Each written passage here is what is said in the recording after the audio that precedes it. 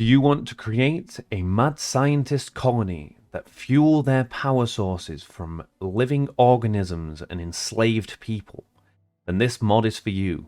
Bioreactors. Hello, and welcome to Modded Mondays. This is going to be a new series that we do every Monday, of course. Modded Mondays. Today we are doing bioreactors. This mod is pretty insane. So in this mod we have, of course, bioreactors. Now the way this works is you need to research up to a certain degree, which is very actually small amount. You need to get to biorefining, which implements bioreactors of all different shapes and sizes. Now, the bigger the bioreactor, the bigger the enemy or slave that you want to place in. But all of this causes massive power generation. Now, I don't know how to show you these two because we don't actually have any mods with larger size colonists at the moment. So that is unfortunate for these, but if you do have, say, alien races that are incredibly large, you will have bigger and bigger bioreactors for them, and I'm pretty sure they will produce a higher grade of power. Well, the easiest way to think about that would be to look at this. Yes, so components are needed at 8 or 6 for these larger reactors. We're in Moridagnir's Mad Scientist base, which I just crafted before the video, so for the showcase. Now, the way that you get these guys in is either first we enslave. So if we have, say, Andy as a slave now, we can actually get him to go over and get himself into... Oh, he's being attacked because he's actually... There's a prison break going on. But the second way, let's find one with a club, is we can go and melee attack these guys. So let's just follow Andy. Andy will run over and he will jump into this or get executed by... Okay, excuse me, bro. Well, we have cataphract armor. Unfortunately, this is really irritating. Oh, Jesus. Okay, he's knocked out for 2 hours. Anyway, this is good.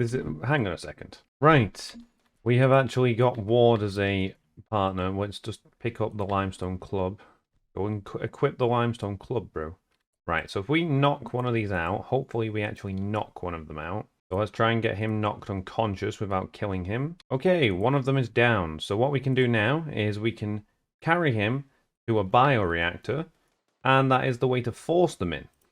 So it's going to be a very short video. We are doing Modded Mondays, but as you can imagine, if you have multiple mods on top of this, so ones with, say, larger colonists, such as giants and such, they can become a permanent power source of your base. Each one of these bioreactors does 1,000 watts, and then each one after that, I'm guessing this will be 3,000, and then this one will be 4,000. I don't have a way to showcase that, but there is also another thing that you can do with this. So if you look over here, we have a chem fuel.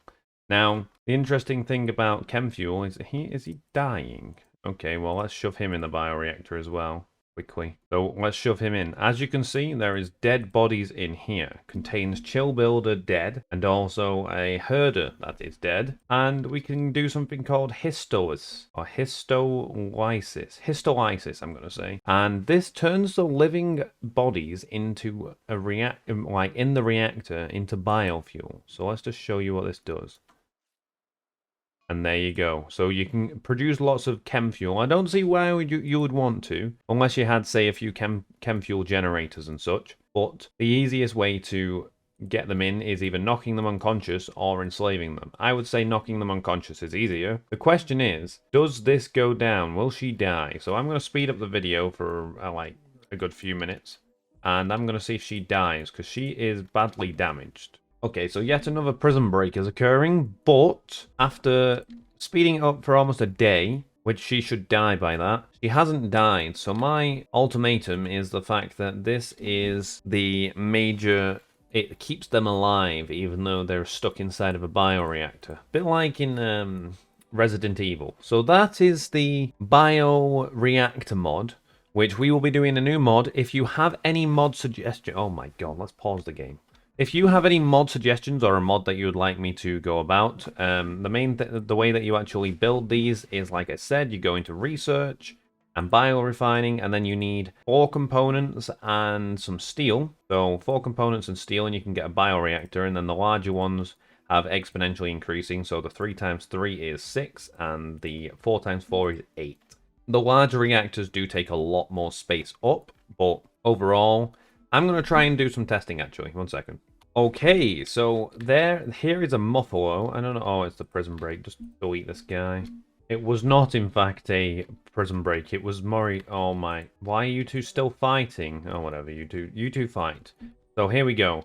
We can actually place it into the larger bioreactor, and now we can see it does 1,440. So they're actually not really that great. Now I can't imagine what you would put in here. Right, let's see. I've character edited a... Ah, there we go. So an elephant. You'll put an elephant inside of this giant one. And this produces a load of power. So to be fair, though, this costs 8 components. And overall... Oh, Jesus. There's so much blood everywhere. It really does look like a mad scientist lab now. So overall, it doesn't seem worthwhile having one of these. Because each one of these costs 120 steel and 4 components. Huh, actually, maybe it is. Yeah, okay, so these are actually worthwhile having. If you can manage to capture or recruit an elephant and anesthetize it or knock an elephant unconscious, then you'll be able to put an elephant inside of the giant bioreactor, and that will produce you almost as much as a geothermal. Geothermal, let's do a comparison. Okay, so a geothermal, which, let's get the research. Geothermal energy, this one. So a geothermal actually costs 8 components, but more steel. So, still, geothermal is actually better. And it's also about the same price. Yeah, bioreactor steel. And, yeah, it's actually more expensive for the bioreactor times 4 than it is for a geothermal. But this takes a lot more research, so... Overall, the balance is therefore, this is a much cheaper research to get straight away. But to be fair, getting a giant biofuel, I feel like this should probably be more. I'm not too sure if you can change it in the mod options. So no, there's no bioreactor mod options, unfortunately. So realistically, if you were to just have loads of power, you would probably want to use geothermal energy. This is kind of lackluster in comparison to how much it produces. I think these are still worth it because anybody you manage to knock unconscious, you've got free energy that you don't have to do anything with. These produce around the same as the wood fuel generators. Let's just have a look at how much a wood fuel generator produces, sorry. Yeah, so a wood fuel power generator actually produces 1,000, and this only needs a person. It does actually require fuel, and the fuel is not actually how you would think. What you have to power it is with any form of meals. I would recommend baby food because it can be mass produced, but any food can work just to keep the things inside alive. However, again, food is easier to come by than wood, especially if you're in more scarce areas. Obviously, there's lots and lots of wood in this one, but if you say starting in a desert or the ice biome for that matter, it'd be very difficult to actually get all the wood for the generation. Overall, I do feel like it could be balanced better. I feel like these should be worth more considering you're using an actual human or an elephant, because elephants are so difficult to get because of how strong they are. It takes a lot. It takes like 4 relatively well-geared tribal colonists, maybe 5, as we know from Pracine's story or saga. If you haven't watched that, then it's a playlist. But yes, that is Modded Mondays on bioreactors. So I hope you have enjoyed. If you have got a mod suggestion that you want me to talk about and explain, then let me know in the comments and I will hit it up next Monday. Otherwise, I will come up with another mod to go over. So I would probably rate this mod maybe maybe 6 out of 10, just from the fact that these fuel sources don't seem the greatest. Maybe a solid 7. Oh well, let's do 6.5. Just because this more expensive and also doesn't produce much power, and this is more late game than a geothermal.